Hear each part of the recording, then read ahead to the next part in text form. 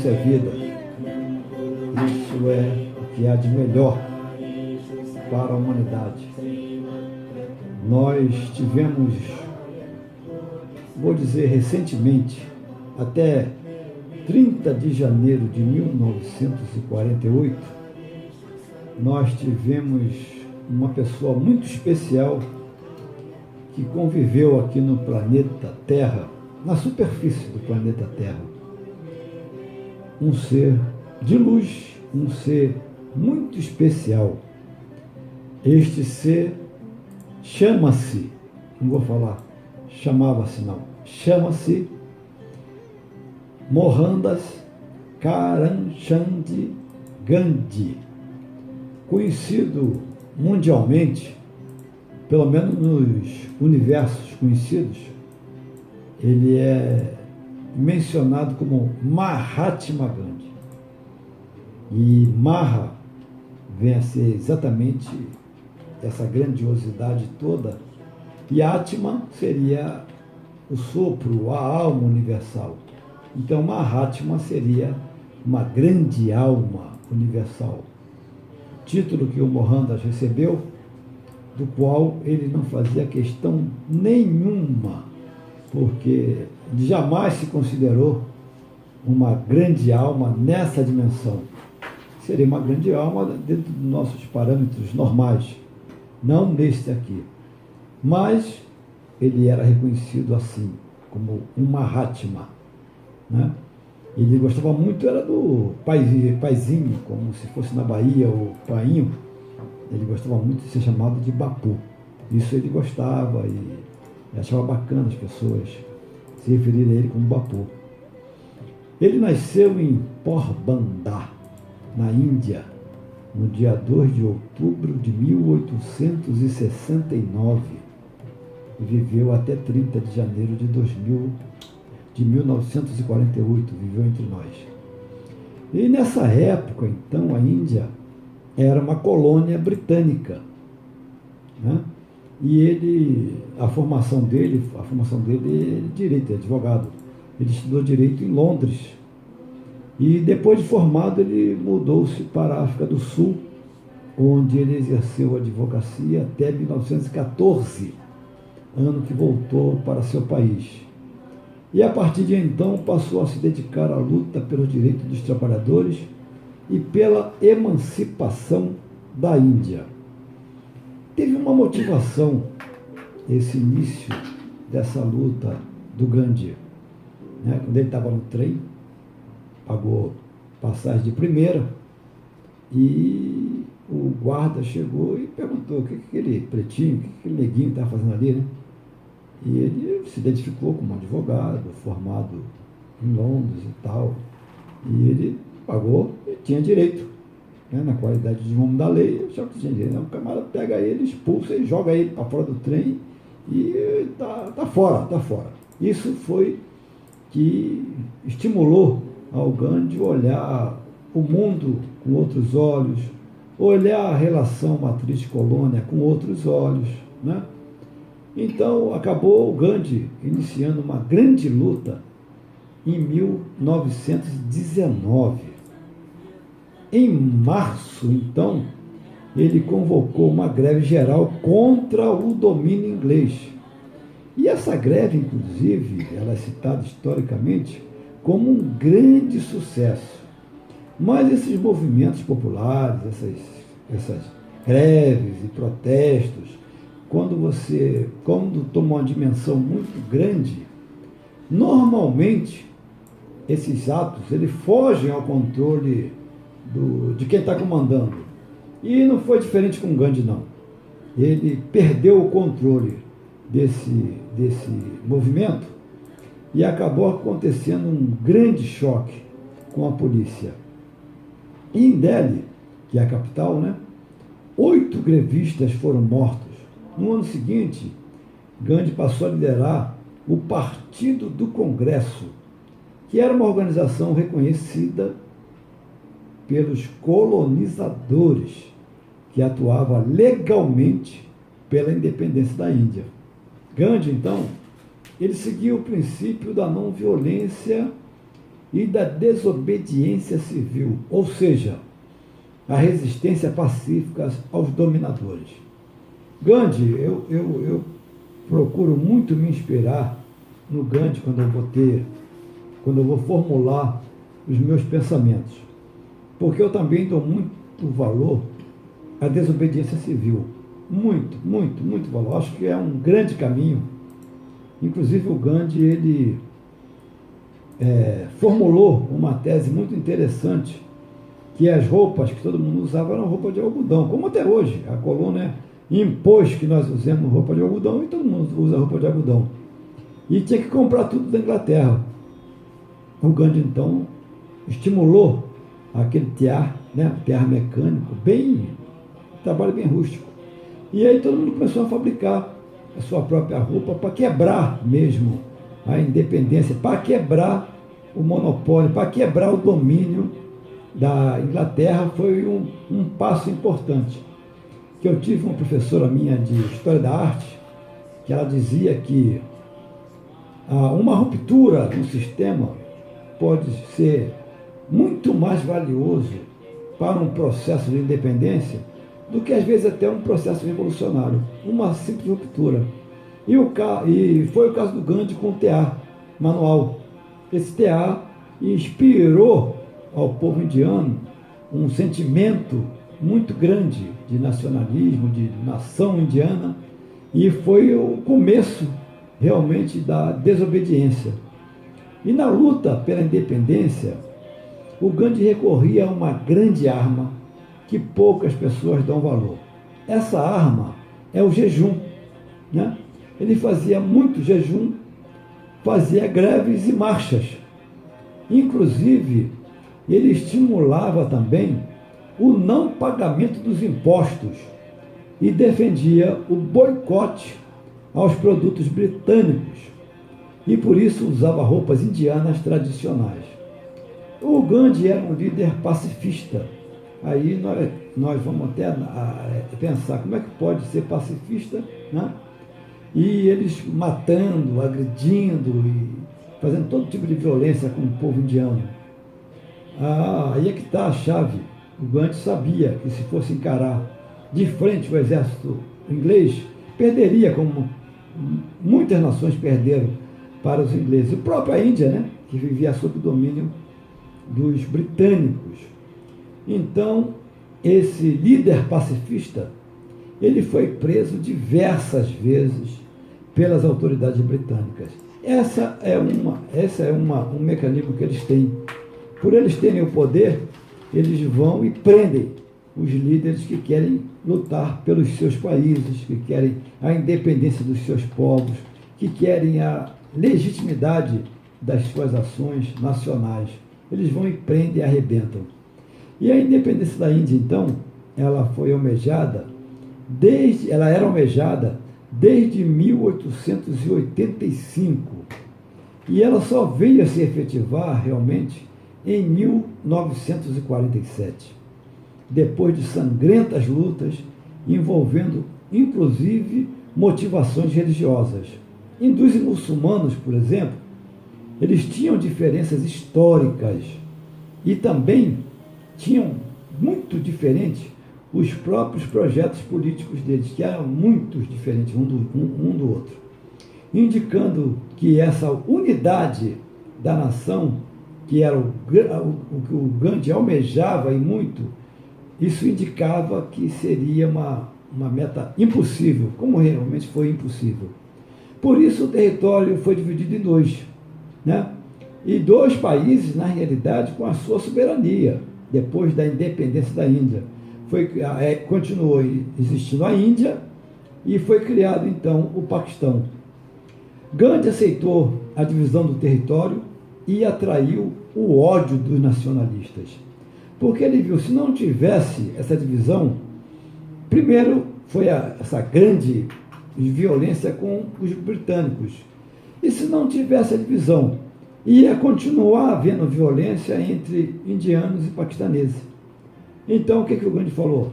É melhor, então, dividir, cada um vai seguir o seu caminho e conseguiremos atingir a paz. Só que isso não aconteceu. E ele acabou atraindo o ódio daqueles que eram nacionalistas, que não admitiam essa divisão em hipótese alguma. A divisão interna gerou, então, uma violenta migração de hindus e muçulmanos em direção opostas da fronteira, que resultou em sérios conflitos. Um ano após conquistar a independência, Gandhi foi assassinado a tiros por um indiano rebelde, quando se encontrava o Gandhi em Nova Delhi, na capital indiana. Isso aconteceu no dia 30 de janeiro de 1948. E as suas cinzas foram jogadas no rio Gange, local sagrado dos hindus. Isso foi uma degustaçãozinha, como o Karnal gosta de falar, uma pequena degustação da biografia imensa do Gandhi. E agora, então, para perpetuarmos esse momento, nós vamos aqui, são 351 pensamentos compilados do Mahatma Gandhi. Obviamente que nós não vamos aqui repercutir os 351, mas vamos repercutir alguns deles. Por exemplo, a alegria está na luta, na tentativa, no sofrimento envolvido e não na vitória propriamente dita. Isso é um dos pensamentos do Mahatma Gandhi. Um outro dele muito pequenininho, mas muito significativo para o nosso momento atual é: o mundo está farto de ódio. Mahatma Gandhi. E um outro também que nós destacamos aqui, nessa pesquisa que nós fizemos, é: o futuro dependerá daquilo que fazemos no presente. Isso é de uma sabedoria infinita. Um outro pensamento do Gandhi maravilhoso é: a lei de ouro do comportamento é a tolerância mútua, já que nunca pensaremos todos da mesma maneira, já que nunca veremos senão uma parte da verdade e sob ângulos diversos. Só um sábio pode realmente imaginar um pensamento desse. O outro pensamento do Gandhi: a minha fé nas densas trevas resplandece mais viva. É como a fé dos brasileiros. Hoje nós estamos vivendo numa densa treva, que é essa treva baseada, inspirada nos golpes, né? Nesse golpista que está aí presidindo a nossa nação. Mas não é hora disso agora, porque isso aí é muito baixo nível. Vamos para um outro pensamento do Gandhi. Ele fala: um homem não pode fazer o certo numa área da vida enquanto está ocupado em fazer o errado em outra. A vida é um todo indivisível. Isso é o nosso momento atual. Né, DJ? É o nosso momento atual. Vou até repetir.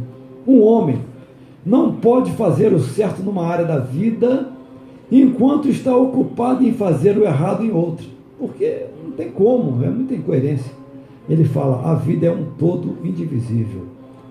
Um outro pensamento do Gandhi, que depois vamos fazer uma outra repercussão aqui, ele diz o seguinte: os fracos nunca podem perdoar. Isso é maravilhoso. Aí o Gandhi fala assim num outro pensamento também: as religiões são caminhos diferentes, convergindo para o mesmo ponto. Que importância faz se seguirmos por caminhos diferentes, desde que alcancemos o mesmo objetivo? Isso não vai fazer diferença nenhuma. Óbvio, né? Que diferença pode fazer isso se nosso objetivo é um só? Aí, interessante também destacar que o Gandhi, nós selecionamos aqui: amor Mahatma Gandhi. Olha só que bonito, companheirada. Se eu pudesse deixar algum presente a você, deixaria deixaria aceso o sentimento de amar a vida dos seres humanos, a consciência de aprender tudo o que foi ensinado pelo tempo afora.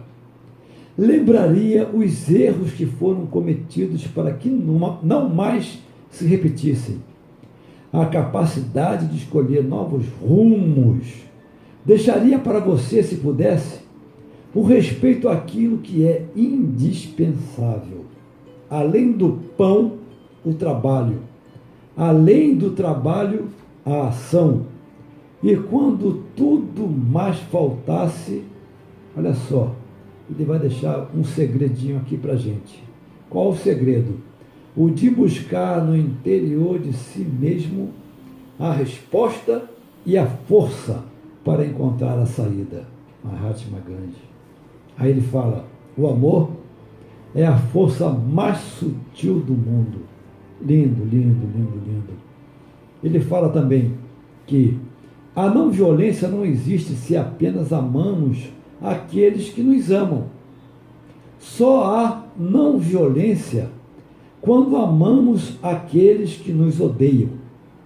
Sei como é difícil assumir essa grande lei do amor, mas todas as coisas grandes e boas não são difíceis de realizar.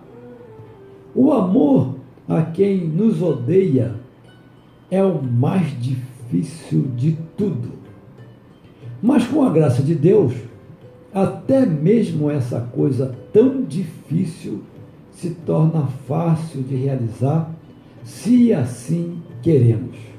Lindo Gandhi. Ainda falando sobre amor, sobre a ótica do Gandhi, ele fala aqui sobre a descoberta do amor. Isso aqui é um ensaio, a descoberta do amor. Ensaia um sorriso e oferece-o a quem não teve nenhum. Agarra um raio de sol e desprende-o onde houver noite. Descobre uma nascente e nela limpa quem vive na lama. Toma uma lágrima e pousa em quem nunca chorou. Ganha coragem e dá a quem não sabe lutar. Inventa a vida e conta a quem nada compreende. Enche-te de esperança e vive a sua luz. Enriquece-te de bondade e oferece-a a quem não sabe dar. Vive com amor e faloá conhecer ao mundo. Mahatma Gandhi. É fantástico, fantástico, fantástico. Mais uma transmissão aqui do amor à luz do Mahatma Gandhi. Ele fala assim, um covarde é incapaz de demonstrar amor. Isso é privilégio dos corajosos. Isso aqui me remete a um grande idiota que foi presidente dos Estados Unidos recentemente, chamado George Bush, onde ele dizia que amor é coisa de covarde. Amor é para covarde, que o imbecil falava. Aí o Gandhi fala, um covarde é incapaz de demonstrar amor. Isso é privilégio dos corajosos. Viu, Bush? Aprende com Gandhi. Outra forma, outra visão do amor do Mahatma Gandhi. Dai-me um povo que acredita no amor e vereis a felicidade sobre a terra. Maravilhoso, Gandhi. Outra visão do Gandhi sobre o amor. Não tente adivinhar o que as pessoas pensam a seu respeito. Faça a sua parte. Se doe sem medo. O que importa mesmo é o que você é. Mesmo que outras pessoas não se importem, atitudes simples podem melhorar sua vida. Não julgue para não ser julgado. Um covarde é incapaz de demonstrar amor. Isso é privilégio dos corajosos. Lindo, Gandhi, muito lindo. Outra visão do amor à luz do Mahatma Gandhi. Quando me desespero, lembro-me de que em toda a história a verdade e o amor sempre venceram. Houve tiranos e assassinos e por um tempo pareciam invencíveis, mas no final sempre caíram.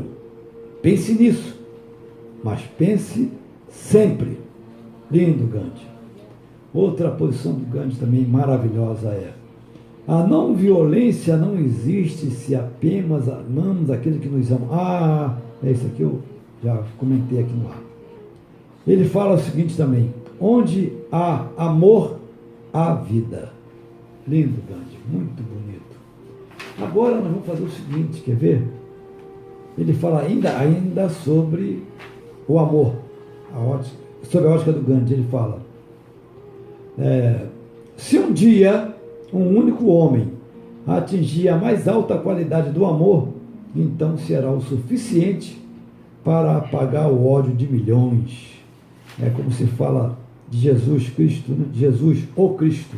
Se fala isso, que ele veio, quer dizer, o único homem veio para dar uma colher de chá aí para a humanidade.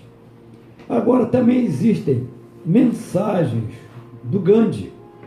Por exemplo, mantenha seus pensamentos positivos, porque seus pensamentos tornam-se suas palavras.